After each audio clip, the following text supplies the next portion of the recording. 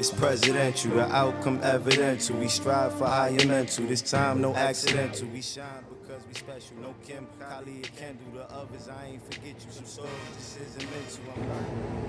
Welcome, family. You already know what it is. Read, remember, repeat. The livest reading show in the nation. It's your boy, Michael Boy, right? I'm here today. We chilling. Know what I mean? I was out in Florida for the week. I'm still out here. And I'm going to give y'all a pool edition to the Read, Remember, Repeat. Y'all know what book we on, right? Hustle Harder, Hustle Smarter, 50 Cent. Shout out to 50 for sitting down and giving us a piece of his thoughts. Let's go. Today, internships seem to get a bad rap. A lot of young people have complained that they're exploitative. Some folks even want to make unpaid internships illegal. That's short-sighted. If you're interning in an industry that you're passionate about, you're not being exploited. It's just up to you to get the most out of the experience. An internship is an open door. Once you're in, you must take it upon yourself to check out every room in the house. Let's say you want to be a sneaker designer. Through a lot of hustle, you manage to land an internship at Adidas. But in the marketing department, you don't care about marketing, but you take the position anyway. Smart move, because now you have access. You must attack working for marketing like it was actually a design position and win the respect of your bosses. Then you parlay being in the building into making other connections. Figure out who works in design and approach them in the cafeteria. Compliment their kicks. Strike up a conversation. Keep making a point to bump into them until a little bit of a relationship has formed. Let them know that your true passion is design. Ask if it's cool to come by their department one day and just be a fly on the wall. If that person senses that you're sincere in your hunger, they'll probably say, sure, come through. Now you have an in. You're around people who are doing what you want to do. Capitalize on that opportunity. Ask questions, make observations, and soak up game. Even if it doesn't lead to an actual job down the road, though it might, you'll leave the situation with a tremendous leg up on your competition. You'll have real information on how your passion gets put into practice. Someone who really capitalized on the intern experience was Corentin Villemont, the photographer I mentioned earlier. Corentin grew up in France, where he was a huge hip-hop fan. In 2006, he decided to move to New York City so he could be closer to the culture. When he got to NYC, one of the first things he did was look up the number for the G-Unit offices, since he was a big fan of our music and lifestyle. He called up, asked if we were hiring, and was told, nope, no jobs are available. Corentin didn't accept no for an answer though. Instead, a few days later, he physically showed up at the office and knocked on the door, hoping to make a case for himself in person. He explained that he had just moved to New York from France, was a huge G-Unit fan, and was willing to do whatever it took to work with us. He met Nicky Martin, who intrigued by his story, but since there really weren't any jobs available, Nicky told him, we'll be in touch if anything opens up. Usually that phrase marks the end of the story, but Corentin still wasn't ready to give up. In addition to being a hip-hop fan, Corentin was also a skilled computer coder at the time. We had just launched thisis50.com, which was running on Flash. Corentin knew the site would run much better on HTML, which at the time, very few people were knowledgeable about.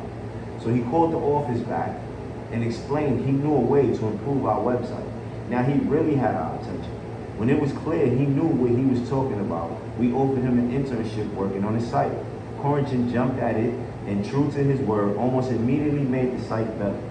That established his value within the organization. I promoted him from an intern to the person in charge of all my internet platforms.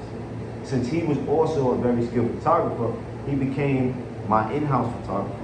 In that role, he's gotten to travel the globe with me, from Africa to Australia, taking pictures and experiencing hip-hop on a global scale.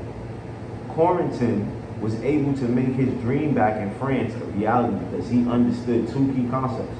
The first was persistence. He didn't want for us to post a job listing somewhere. He didn't wait for us to post a job listing somewhere. He took the initiative to cold call our offices. When that didn't lead anywhere, he showed up at the office. That visit didn't directly lead to a job, but it helped him establish a connection with Nikki. It allowed him to go from a name on an email to someone with a story, someone who made a positive impression. The second smart thing Quarantine did was he didn't call us back asking for an internship.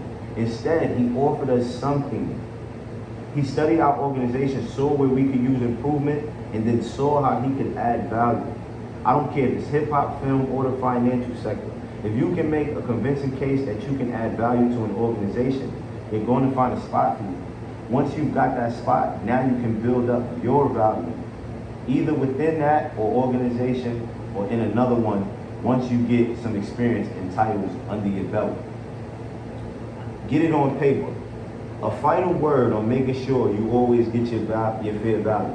While it's critical to establish your worth, once you do, the most important thing you can do is get it down on paper. Getting all your agreements, promises, and plans down on paper in the form of a contract is absolutely essential. Never let your value rest on someone's word. So many deals in hip hop have been cemented with a handshake or a pound instead of a signature on the dotted line. I've heard so many big promises that never get delivered. It's easy to promise someone half of nothing. It's easy to promise someone you're going to take care of them once we get on. But as soon as someone starts getting paid, those promises get forgotten. Handshake agreements aren't worth shit. When the money starts coming in, the knives start coming out.